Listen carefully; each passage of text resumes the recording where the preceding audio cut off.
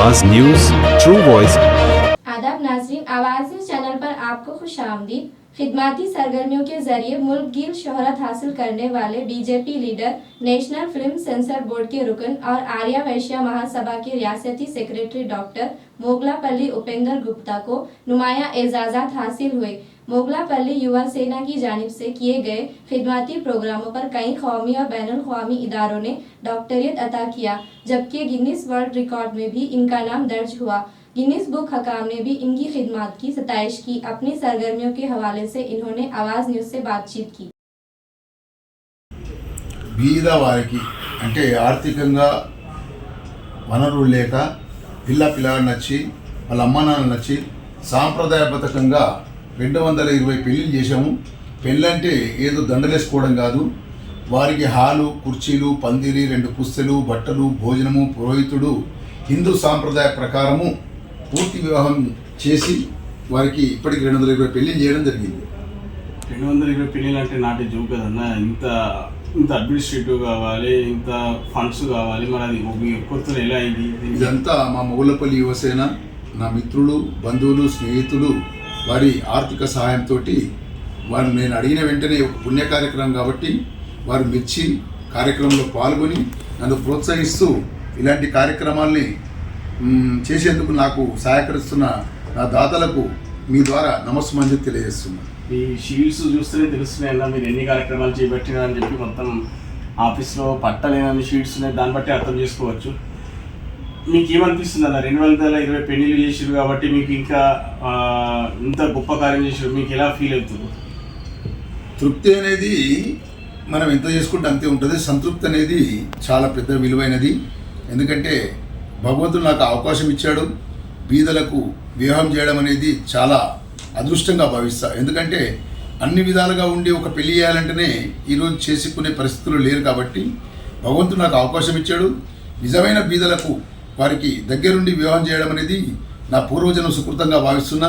ఎందుకంటే వివాహ బంధం అనేది మన జీవన విభాగంలో చాలా ముఖ్యమైన ఘట్టం. ఈరోజు ఇన్ని కోట్ల జనం జనించడం అంటే ఒక దాంపత్య జీవితం ద్వారానే ఆ దాంపత్య జీవితాన్ని మనము ఏర్పరిచి వారికి వివాహ బంధాన్ని ఏర్పరచడం అనేది నేను చాలా సంతోషంగా ఫీల్ అవుతున్నాను. ఒక సీనియర్ రాజకీయ నాయకుడిగా ఒక బీజేపీ పార్టీలో చేరు, మీ చేసిన సేవలకు గుర్తింపుగా నేషనల్ ఫిల్మ్ సెన్సార్ బోర్డ్కి సభ్యులుగా ఎన్నికైనరు. ఇటు సేవా కార్యక్రమాలు చేస్తారు, అటు ఆర్యవైశ్య మహాసభ కార్యదర్శి. ఇన్ని రోల్స్ని ఒకే మనిషి చేయగలుగుతున్నాడు. మీరు ఎలా చేయగలుగుతున్నారు ఇన్ని కార్యక్రమాలు? స్వార్థం లేకుండా నిస్వార్థంతో మనకు చేసిన కార్యక్రమాలు గుర్తించి భారత ప్రభుత్వం గత 2 సంవత్సరాల కింద సెంట్రల్ సెన్సార్ బోర్డు మెంబర్గా ఇచ్చారు.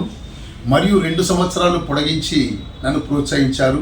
ఎందుకంటే సేవ చేసేది స్వార్థం లేకుండా చేస్తే మనని ప్రభుత్వాలు కానీ, పెద్దలు కానీ, దాతలు కానీ గుర్తించి ఆశీర్వదిస్తారు.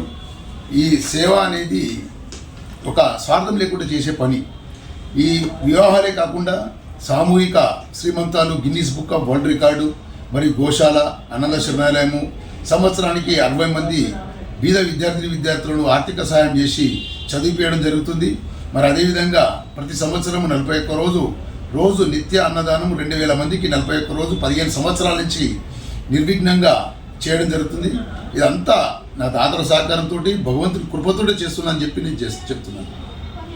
యువతకు ఇచ్చే సందేశం ఏందన్నా? మీరు కష్టపడాలి మరియు ఉన్నతమైన శిఖరాలు ఆరోధించాలి. భారతదేశానికి, మీ కుటుంబానికి, మీ గ్రామానికి మంచి పేరు ప్రఖ్యాతులు తేవాలి. స్వార్థం లేకుండా నిస్వార్థంతో పనిచేసినట్టయితే అన్ని విధాల మనకు అందరి ఆశీస్సులు ఉంటాయి. మీరు కష్టపడండి ఏ పని కాదు, కష్టే పని. కృషితో నాస్తి దుర్భిక్షం. కృషి లేనిది ఫలితం ఉండదు. కృషి చేయండి, ఫలితం పొందండి. దేశానికి, మీ కుటుంబానికి ఆదర్శంగా ఉండి మంచి పద్ధతుల ద్వారా చెడు పద్ధతులను విస్మరించి మంచి కోసం పోరాడితే ఎప్పటికైనా జయం, విజయం మీకు కలుగుతుందని చెప్పి యువతకు కోరుతున్నాను. రాహుల్ గాంధీ ఒక ప్రధానమంత్రి స్థాయిలో ఉన్న ఒక ఉన్నతమైన వ్యక్తిని ఓట్ చోర్ అని అంటున్నాడు. దీని గురించి మీరు ఏం మాట్లాడతారు?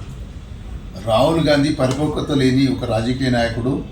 దానికి ఒక ఈసీ అనేది ఎలక్షన్ కమిటీ అనేది ఉంటుంది కేంద్రంలో, రాష్ట్రంలో కూడా ఉంటుంది.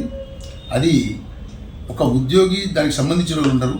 వివిధ సంస్థల నుంచి రెవెన్యూ డిపార్ట్మెంటు, టీచర్స్ డిపార్ట్మెంటు, అన్ని డిపార్ట్మెంట్ల నుంచి ఉద్యోగులను తీసుకుంటారు. వారికి ఒక 10 రోజుల ముందు ట్రైనింగ్ ఇచ్చి ఎలక్షన్ నిర్వహిస్తారు. ఇక కొన్ని జాగాలో జరుగుతుండొచ్చు, నేను కాదంటలేను, కానీ ఇది పూర్తిగా ఎన్నికలు క్రమంగా జరగలేదు అనేది మాత్రం అవాస్తవము. ఈ పరిపక్వత లేని రాహుల్ గాంధీ వ్యాఖ్యలను స్వీకరించేది కాదు. ఎందుకంటే ఓడిపోయిన ఎట్లా దాని మీద ఆరోపణలు చేస్తారు కాబట్టి ఈసీ కూడా వివరణ ఇచ్చింది. సక్రమంగా జరిగాయి ఎలక్షన్లు అనేటివి, సక్రమంగా జరుగుతాయని చెప్పి ఈసీ ఇచ్చింది. ఓకేనా, మీ అమూల్యమైన సందేశాన్ని ఇచ్చినందుకు మా ఛానల్ తరపున మీకు కృతజ్ఞతాభివందనాలు. మరి ఉన్నతమైన పదవులు చేపట్టాలని మీకు ఏ మీడియా సపోర్ట్ కావాలన్నా మా ఛానల్ మీ వెంటనే ఉంటుంది. ఇట్లు మీ మొగలపల్లి ఉపేంద్ర గుప్తా.